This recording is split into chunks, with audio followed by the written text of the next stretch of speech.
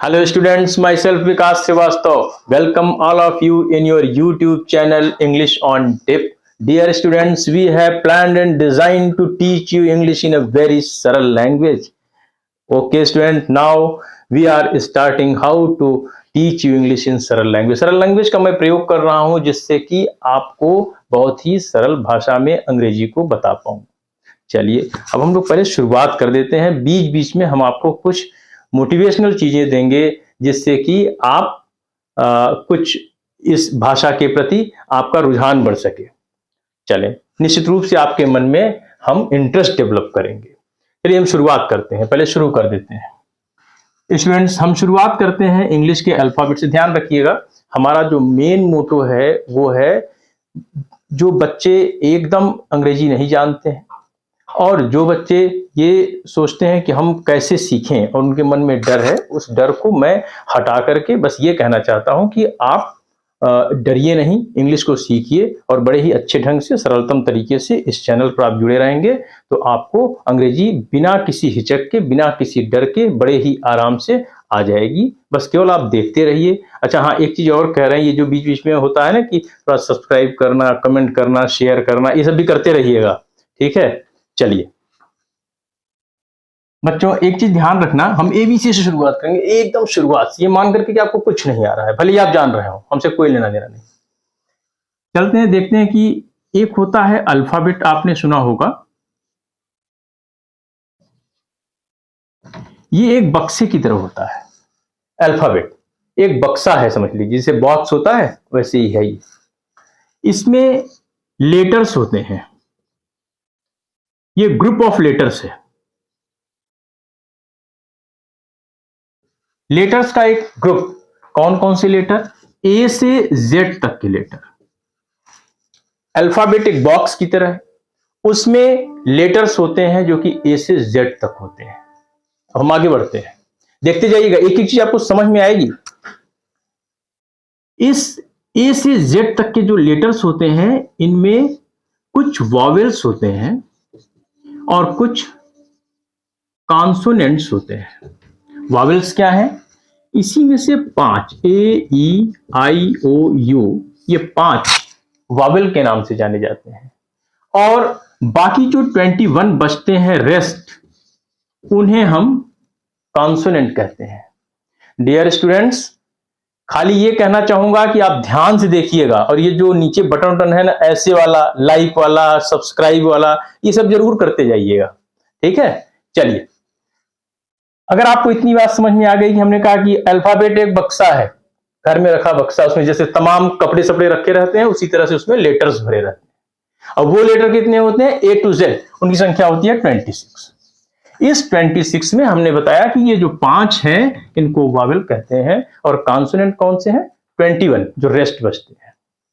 और सरल तरीके से बता रहा हूं, वॉवेल कहते किसको हैं भाई? वॉवेल वो हवा है जो अंदर फेफड़े से बाहर आती है। फेफड़े में हवा जो होती है ना, वो जब अंदर से चलती है और बाहर आती है, that is vowel, nothing else. और बाकी जो हमारे माउथ ऑर्गन्स है, जीभ है, ये लिप है, इत्यादि इत्यादि, जब उसको हवा को ठप ठप मारते हैं तो वही कॉन्सोनेंट बन जाते हैं। ठीक बच्चों, और देखिएगा, समझ में आना चाहिए, समझ में नहीं आया तो ये क्लास बेकार, एक एक चीज समझ में आना चाहिए। अब हम और आगे बढ़ते हैं, और ये जो लेटर्स है ना, ये लेटर्स कभी कभी अपने आप में भी शब्द की क्षमता रखते हैं।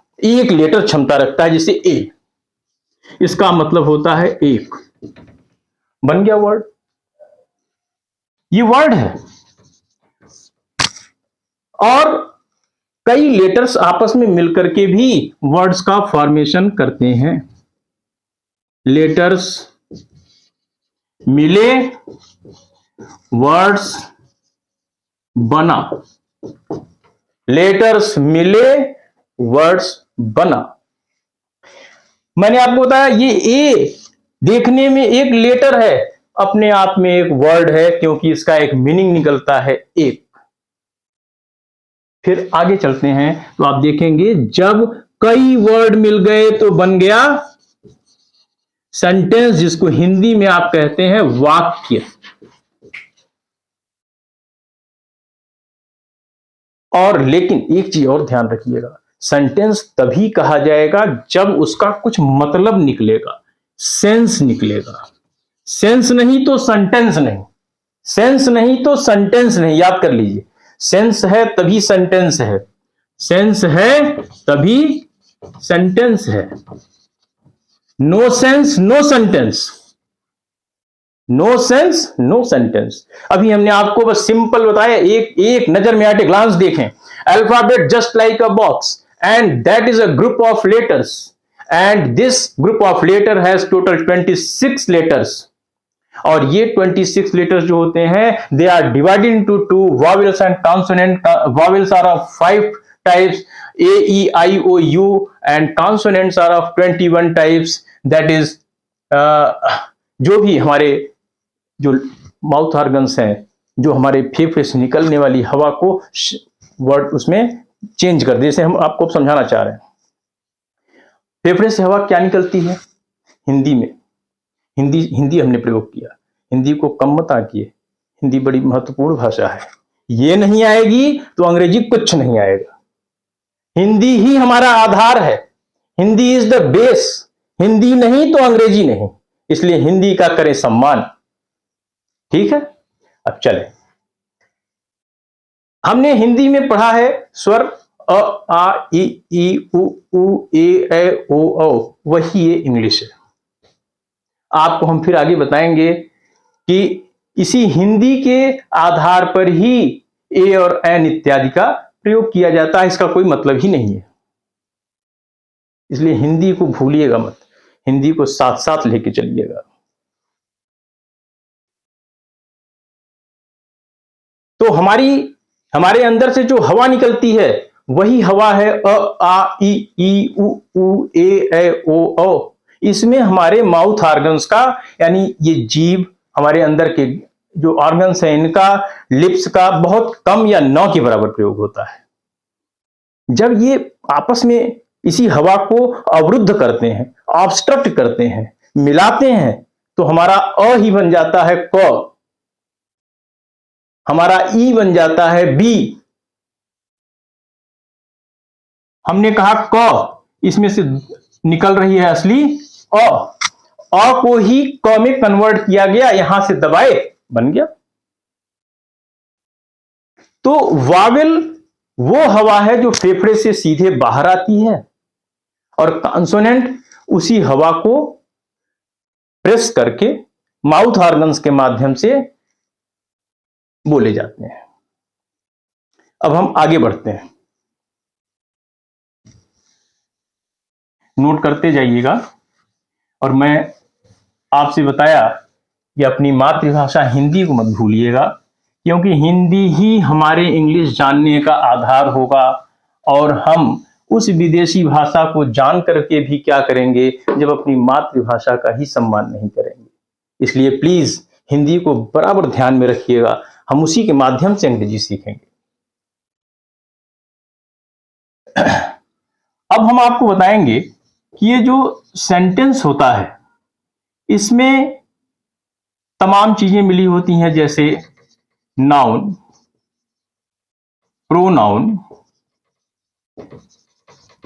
Adjective, verb, adverb, preposition, conjunction और इंटरजेक्शन। साथ ही साथ इसमें और क्या होता है, आर्टिकल। अभी आर्टिकल की चर्चा हम बाद में करेंगे, आर्टिकल को हम यहां पर छोड़ रहे हैं। सबसे पहले हम नाउन को फोकस करते हैं, नाउन के बाद हम लोग वर्ब पर आएंगे।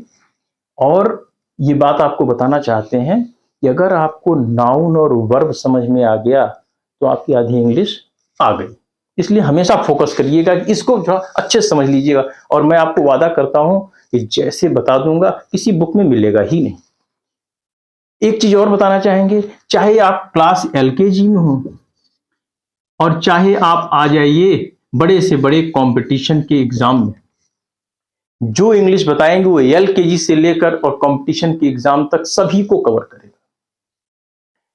आप केवल आनंद लेने के लिए सीखना चाहते हैं तो इसी बीच में कहीं आप लाई करेंगे, वो भी आपका काम चलता रहेगा। तो हमने कहा कि सबसे पहले हम लोग नाउन पर आते हैं, और थोड़ा अब इसको समझिएगा भाई। नाउन की परिभाषा, नाउन की जो परिभाषा है वो सीधे आती है, noun is the name of person, place और थिंग्स।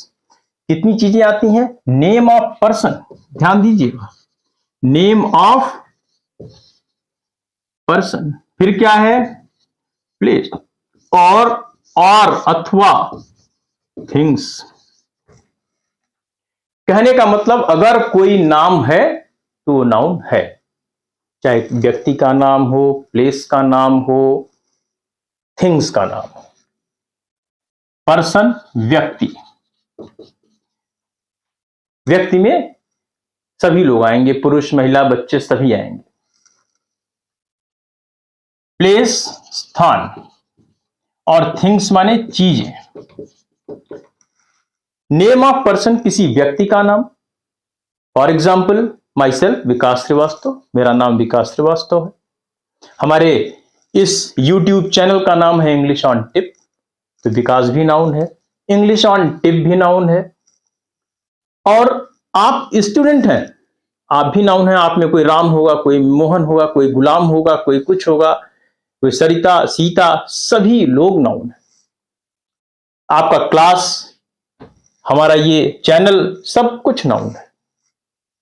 नेम ऑफ पर्सन, व्यक्ति का नाम, किसी भी व्यक्ति का नाम हो, आपके आंख के सामने है, नहीं है, आज जीवित है या पहले मर चुका है, कोई फर्क नहीं पड़ता, doesn't matter, each and everyone is noun. आगे बढ़ते हैं, प्लेस, स्थान का नाम।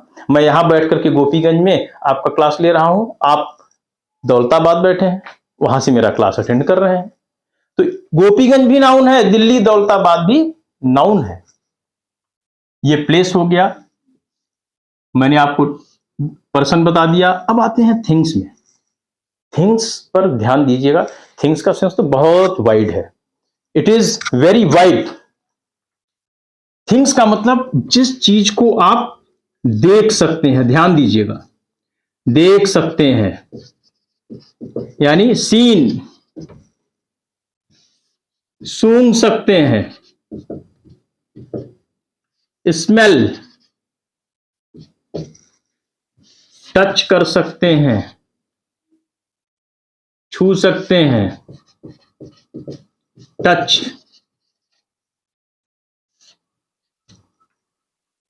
फील, महसूस कर सकते हैं, फील, यहां तक कि जिस चीज को आप सोच सकते हैं किसी चीज के रूप में, that is also the part of noun.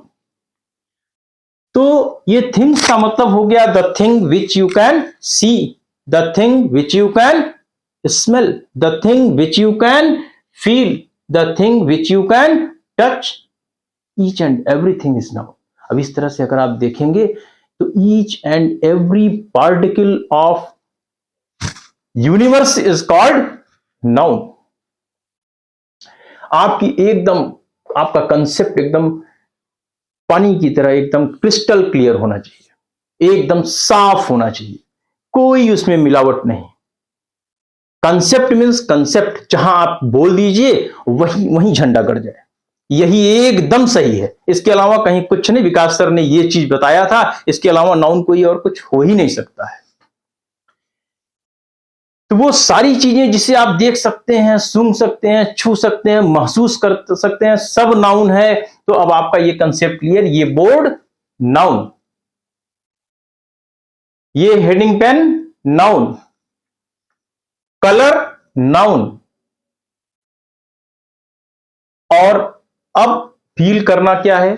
Feel करने का मतलब है कि जैसे अब ये मेरा हाथ नाउन है, ये स्किन भी नाउन है, और अगर हमने दबाया इसको तो दर्द हुआ, और दर्द में आवाज निकली आह की, जो दर्द हुआ वो दिखाई नहीं पड़ रहा है लेकिन फील हो रहा है, दैट इज नाउन। अगर ये फील हो रहा है तो दैट इज नाउन। गुदगुदा दिया, हंसने लगे तो गुदगुदी जो है, जो गुदगुदाया और जो फील हुआ उस समय, दैट इज नाउन।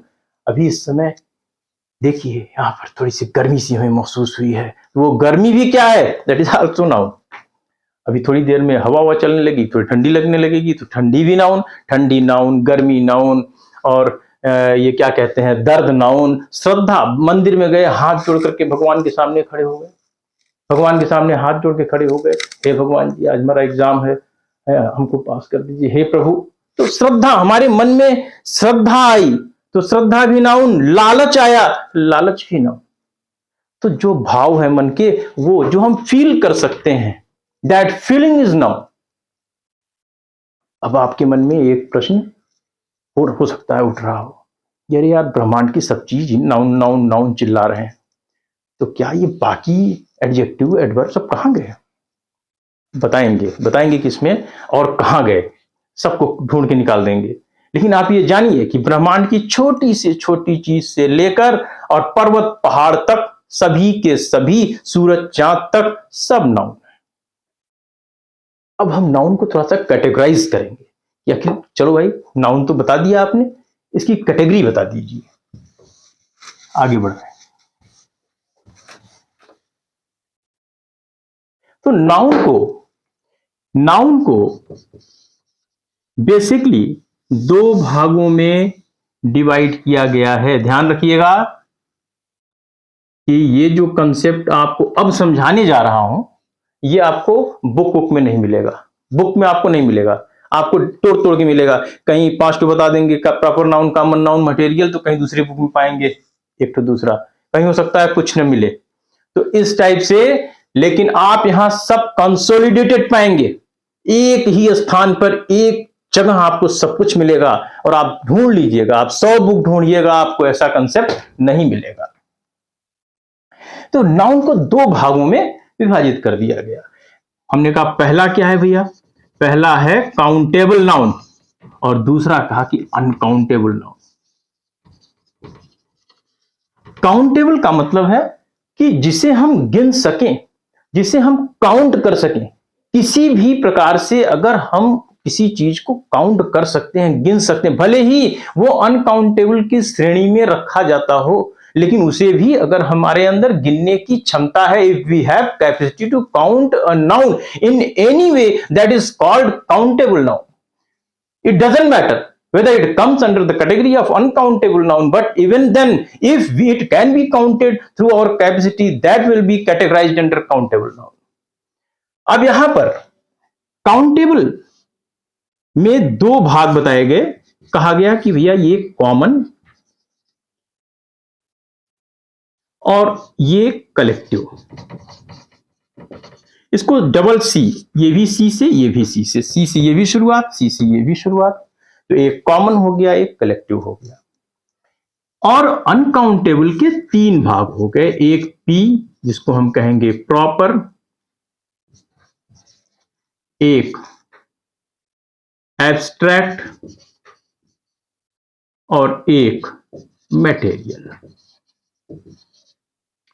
हम शॉर्ट में इसको PAM के नाम से कहेंगे।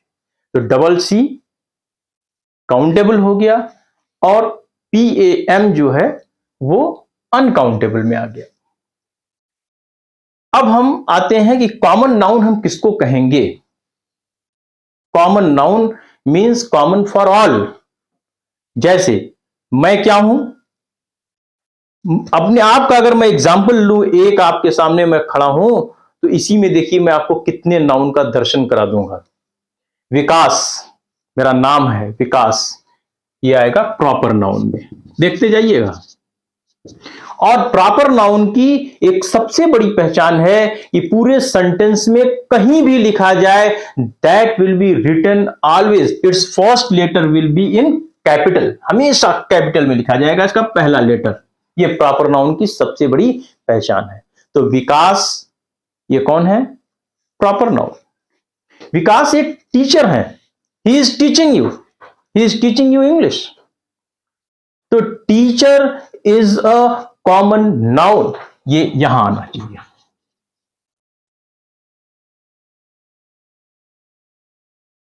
अब इसके आगे इनका शरीर है, इनकी बॉडी जो है उसमें स्किन है, इसमें हड्डियां हैं, इसमें ब्लड है, तो ये सब मटेरियल के पार्ट हो गए। ये सब कहां आ जाएंगे भाई? मटेरियल में। और इनके भीतर जो भावनाएं छिपी हुई हैं, इनकी फीलिंग्स जो हैं, इनकी, ये कहां आएंगी? एब्स्ट्रैक्ट में। और आप चूंकि मुझसे जुड़े हुए हैं तो मैं मानता हूं कि आप मेरे ठीक सामने बैठे हुए हैं। 100, 200, 2, 4, 5, 8 जो भी संख्या होगी वो आप जानेंगे, लेकिन मुझे और आपको मिलाकर के टोटल एक क्लास को फॉर्म करता है, और वो क्लास कहा जाएगा कलेक्टिव नाउन। तो इस तरीके से आपने देखा कि एक मेरे ही भीतर आपको इतने नाउन का दर्शन हो गया। समझने की बात है केवल, ऐसा नहीं कि अगर मैं प्रॉपर हो गया तो मैं कॉमन नहीं हो सकता। मेरा नाम प्रॉपर नाउन में आया, लेकिन जो मैं हूं, जो मैं टीचिंग का काम कर रहा हूं, इस वजह से मैं टीचर हूं। टीचर, आज मैं टीचर हूं, इस तरीके से कोई और होगा, कोई और होगा, तो बहुत सारे टीचर होंगे, क्योंकि टीचर का कोई एक स्पेसिफिक वो नहीं है। टीचर आपने कह दिया जो सब पर लागू हो गया, तो वो आपको कॉमन नाउन में हो गया। इसी तरीके से डॉक्टर, ये भी आपका किस में आएगा? कॉमन नाउन में। Boy, man, woman, girl. लेकिन अगर इन्हीं का हम नाम बता दें, डॉक्टर, डॉक्टर है common noun, doctor Vivek Sharma,